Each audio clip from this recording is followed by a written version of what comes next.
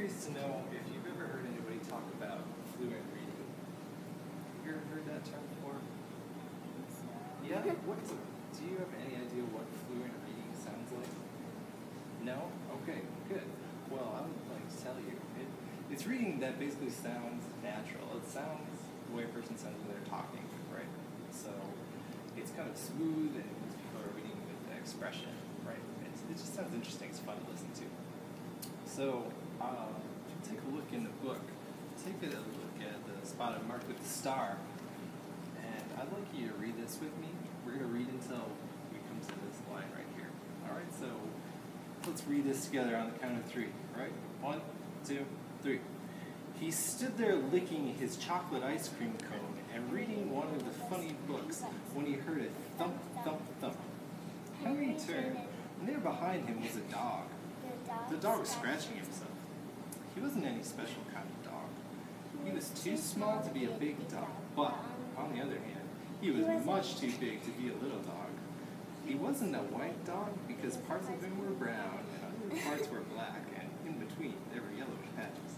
His ears stood up and his tail was long and thin. The dog was hungry. Henry licked, he licked. When Henry swallowed, he swallowed. Okay, Emily, so I picked this passage because it's kind of tricky to read, and we are going to go through this one sentence at a time and figure out ways that we can read this and make it sound really good. Okay, so the thing about this passage, some of these sentences are really long. So one thing that helps is take a really big breath and to stop when you come to the end of the sentence. It actually helps your reading sound really good. You take a nice pause after a period, right? So let's think, that's something fluent readers do, is they pay attention to punctuation. Is there any other punctuation you see in this passage that we should notice? Commas. Yeah, okay, so what does a comma tell you? Pause. Okay, exactly. So we're going to have to pause after all those commas too. So do you see any commas in this first sentence? Yes. Yeah, definitely. So thump, thump, thump. And another thing you can think about is it's the same word repeated, right? So maybe we'll try to make it a little bit more exciting each time. Thump, thump, thump. Get a little bit louder or something. So I'm going to read that sentence, then I want you to read it and try to make your voice sound like mine. He stood there licking his chocolate ice cream cone and reading one of the funny books when he heard a thump, thump, thump. He stood there licking his chocolate ice cream cone and reading one of the funny books when he heard a thump, thump, thump. Okay, good. How about this next sentence we see there? Second sentence, the next one.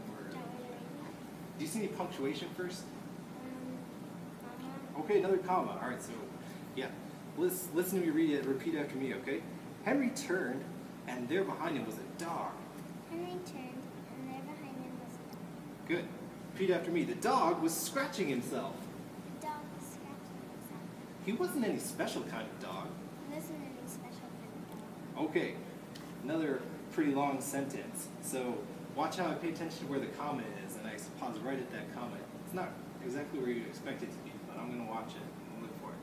He was too small to be a big dog, but on the other hand, he was much too big to be a little dog. Go.